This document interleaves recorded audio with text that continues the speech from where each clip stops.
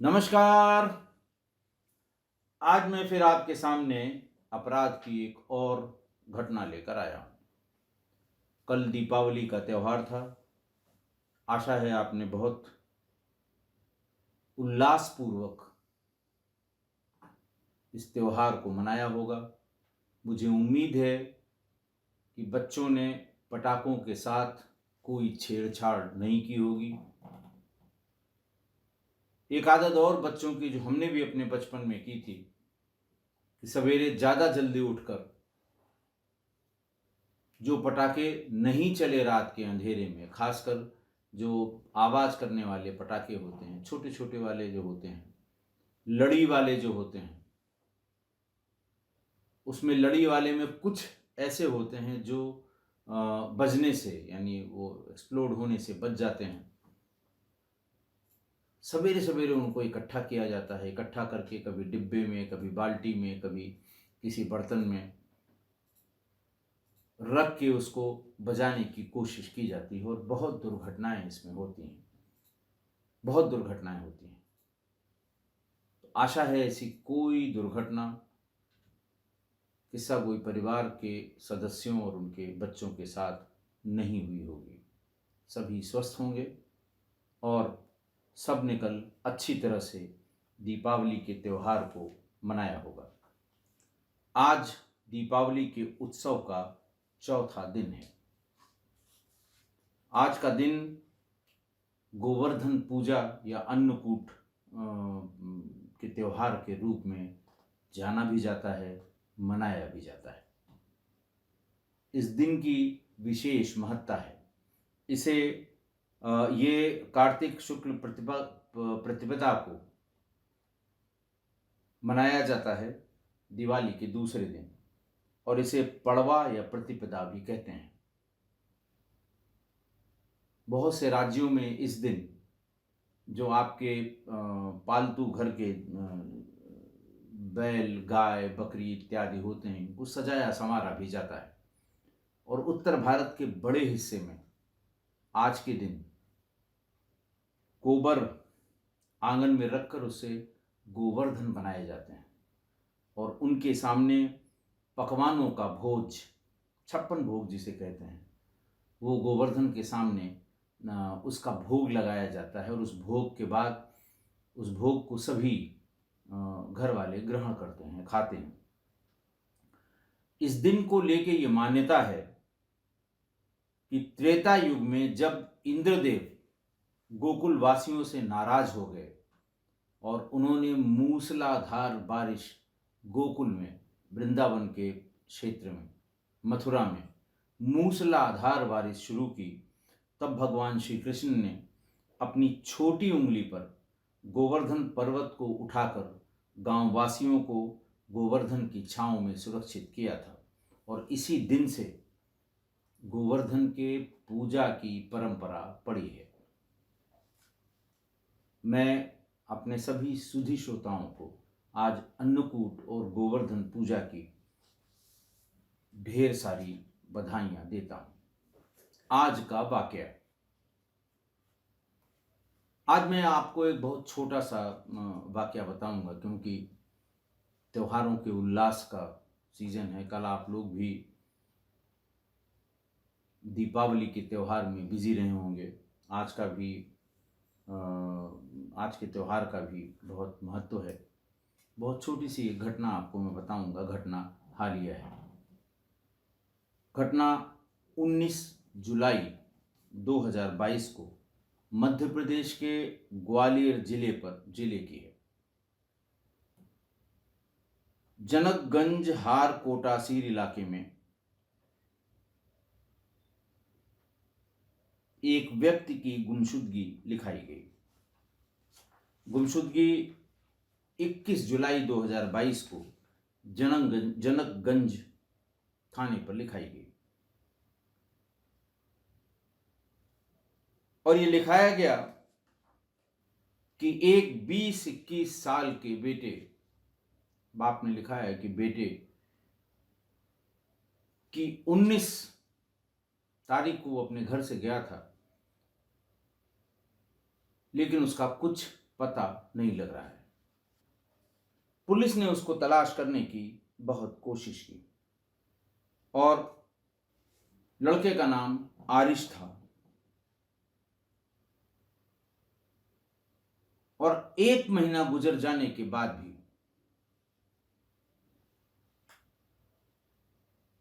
बच्चे का कोई पता नहीं लगा, आरिश का कोई पता नहीं लगा।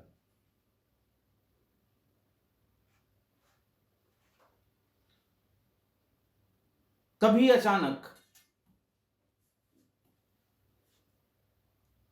आरिश के घर वालों ने पुलिस को यह सूचना दी कि उसके दोस्त जितेंद्र के घर के पीछे के एक नाले के पास केले के कुछ पेड़ों में एक चप्पल फंसी हुई थी। हम लोग चूंकि सभी तालाब, नाले, कुएं में तलाश रहे थे उसको, चप्पल निकाल कर देखी गई तो वो चप्पल आरिश की थी और वही चप्पल थी जो उसने घटना के दिन पहन रखी थी। घटना के लगभग 1 महीने बीत चुके थे। पुलिस मौके पर पहुंची और उसने 2 इन्फ्रेंसेस ड्रॉ किए कि केले के पत्तों के बीच में फंसी हुई चप्पल या तो किसी ने फेंकी या केले के पेड़ और उसके पास के नाले से इस हत्या या इस लड़के का, गुमशुदा बच्चे का कोई संबंध है। घने बसे हुए इलाके से होके जाने वाला ये नाला काफी बड़ा नाला था।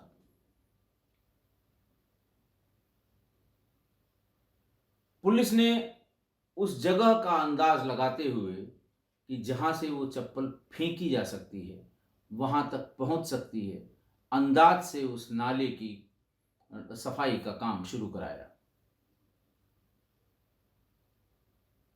करीब 5 घंटे तक नाले की सफाई करने के बाद जब वो नाले की सफाई कर रहे थे तो उसमें एक नर कंकाल फंसा हुआ मिला, जिसमें अधिकांश हिस्सा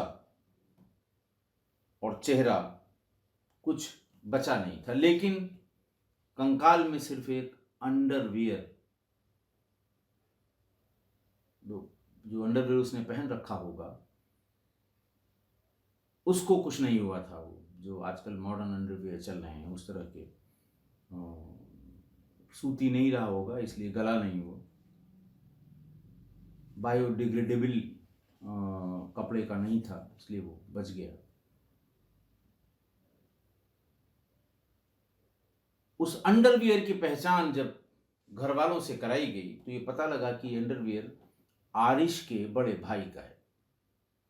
आरिश के बड़े भाई ने अपनी अंडरवियर पहचानी और ये बताया कि ये अंडरवियर उस दिन मेरी अंडरवियर पहनकर ही वो निकला था। इस तरह से जब ये पता लग गया कि अब इसकी हत्या हो गई,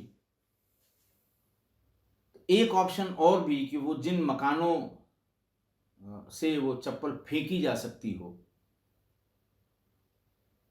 उन मकानों की तलाशी ली जाए। घर वालों ने बताया कि इनमें से एक मकान उसके दोस्त जितेंद्र का भी है और उसी से डायगोनली थोड़ी दूर पर ये केले में फंसी हुई चप्पल मिली थी। पुलिस ने जितेंद्र को थाने पर बुलवाकर उससे पूछताछ शुरू की। जितेंद्र ने बताया कि हम दोनों ही नशा करते थे और जुआ खेलते थे, नशे के आदी हो गए थे।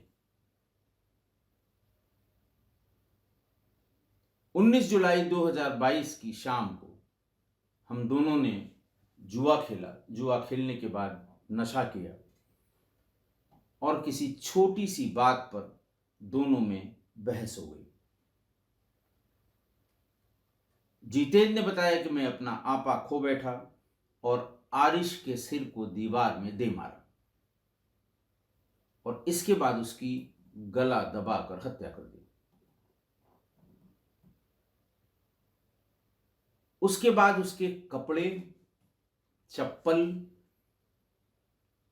ये सब उतार कर उसने अपने मकान के पीछे के नाले में फेंक दिए।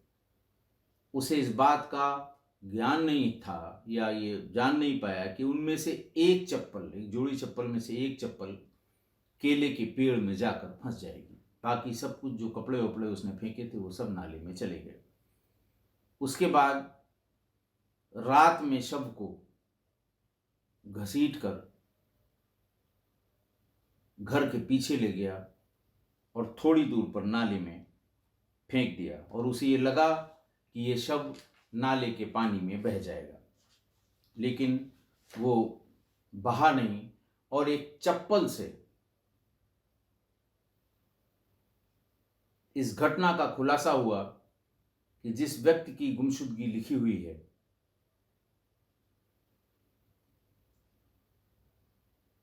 उस व्यक्ति की हत्या हो चुकी है।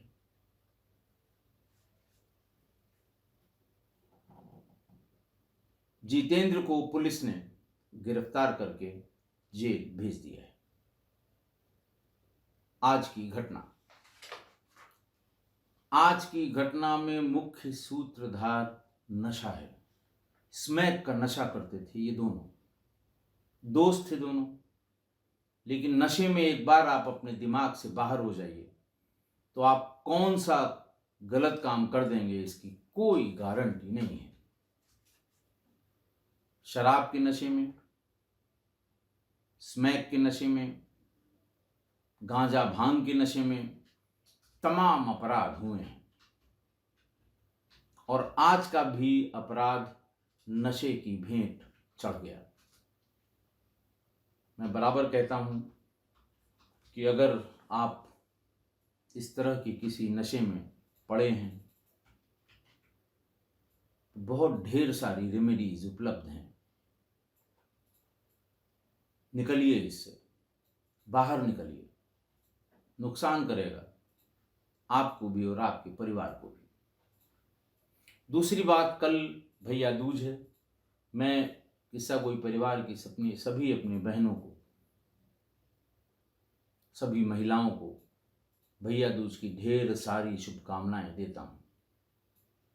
सभी बहनों और बहनों के सभी भाइयों को इसकी, चूंकि मैं कल रहूँगा नहीं और कल मैं न रिकॉर्ड कर पाऊँगा न अपलोड कर पाऊँगा, हमारी आपकी मुलाकात परसों होगी, इसलिए मैंने सोचा पहले से ही आप सभी को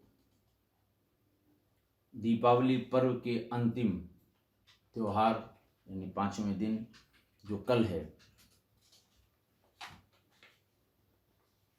उसकी बधाई दे दूं। इस दिन को लेके ये मान्यता है कि यमराज अपनी बहन यमुना जी से मिलने के लिए उनके घर आए थे और यमुना जी ने उन्हें प्रेम पूर्वक भोजन कराया और यह वचन लिया